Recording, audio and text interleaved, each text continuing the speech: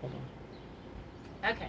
So we had the surgery done, and they did some other tests, and they found out that I also had stage 4 cervical cancer, which is like there's not very many people that can survive that. There is survival, but it's the highest stage that you can have of cancer. So we had went in and talked with this doctor like a few days after all this went on, and they had done some scans to see how serious everything was, how bad it really was. And so my son Jonathan was with me, my mother was with me, and it was myself. And this doctor, this was through the same hospital, she had given us barely any hope. She actually no hope. She told us, you know, you can go through the chemo, you can go through the radiation, you can do whatever you want, but your chance of survival probably is 16 to 12% of survival. If you survive, it doesn't look like you're going to survive. You know, it's pretty much a done deal. So I was in shock. I started crying. My son started crying. My mother started crying, and so we left. So I told my mother and my son when we left, I said, I'm not doing the chemo and the radiation. Why am I going to put my body through all of this when they've given me no hope of surviving? So why would I do that? Why would I put all that through my body? And so mom says, oh no, we are going to do something. We're going to get a second opinion. So we went back to the doctor that I went to that sent me to the place that I went to where I had the surgery and everything done, and they diagnosed me. And she gave me another doctor, an OBGYN oncologist, which is a cancer doctor. And so we went to Dr. Klein. He's the best of the best of the best of the best, as far as I'm concerned. So Dr. Klein drew a diagram of exactly what was going on. What happened was the tumor was from right here to right here. So it was from hip to hip all the way across was the tumor of cancer. And he said, you need to have it now. You need to have the radiation now. He said, I want to do the chemo, but I'm worried about your kidneys. He said, so I'm going to give you the lowest dose of chemo. And so we started off with just 2 bouts of it. Well, he didn't like the way that it was working on my kidneys, so we stopped the chemo. And we just did the radiation. So I had 8 weeks of radiation every single day, except Saturday and Sunday, because they didn't work on Saturdays and Sundays. So after 8 weeks of the radiation, everything, you know, was there was still particles of the cancer and stuff, but you know, it had killed the tumor. You know, pretty much of it was killed.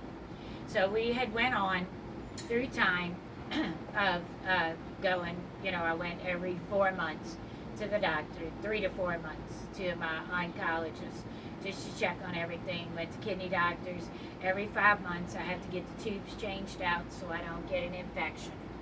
And so one day I told the doctor, this was 2 years ago, I told Dr. Klein, I said, Dr. Klein, from what you're seeing right now, are you ever going to be able to tell me that I'm cancer free? And he said, Gwen, I'm going to be honest with you, from everything that I'm looking at now, no, I'm not going to be able to ever tell you that you're cancer free. It's just, there's too many particles of cancer still going around in your body. Well, I went back 3 months later. He did my exam. He looked at me. He shook his head. I said, what's the matter? And he said, you're not going to believe what I'm fixing to tell you. And he said, you're cancer free. And I know a lot of people say you're in remission, but I'm telling you the words out of his mouth was cancer free. And so I looked at him and I said, I told you my God was in the business of doing miracles. And it's just not possible for this to happen for anybody without a miracle happening. You know, it's just, it doesn't happen. And so there you go, there's my miracle that I'm cancer free since January 25th of 2019. That's when he diagnosed me with cancer free. Everything has been wonderful since then. Of course, I'm in constant pain with the kidneys and stuff. I mean, imagine having tubes in your kidneys, you know. And ever since then, I've gotten a colostomy as well. because I had so much damage done to the rectal area that I couldn't go to the restroom normal. So I have a colostomy bag too. But and so ever since I've been diagnosed with the cancer free, all of my doctor's appointments, my kidneys are better than they've ever been before. Granted, my kidneys are pretty much gone, but because of having the surgery that I had, that's keeping me alive. You know, and yes, I do have illnesses. I have some days where I can't get out of bed, but I try almost every single day to walk, to try and eat as good as I possibly can, to keep myself going and doing as well as I'm doing. So here we are coming upon 5 years, and I'm just so grateful that God has performed this miracle in my life. And I just wanted to share it with you because I made a promise to God that if I survived this, that I would share my story with you. So I hope this has touched somebody and blessed somebody the way that it has me and my family. And we're always sharing my testimony with other people. If you feel that you want to share something with me, I'm not out looking for attention.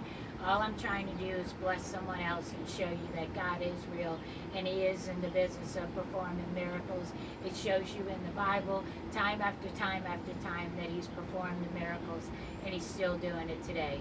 So I pray a blessing over each one of you, and I thank you for taking the time to listen to my story. Just leave feedback for me if you feel the need to do so. I ask that it's only positive feedback, because this is not for attention and this is not for negativity. Y'all have a blessed day, have a happy 4th, and we'll see you when we see you. All right, thanks guys.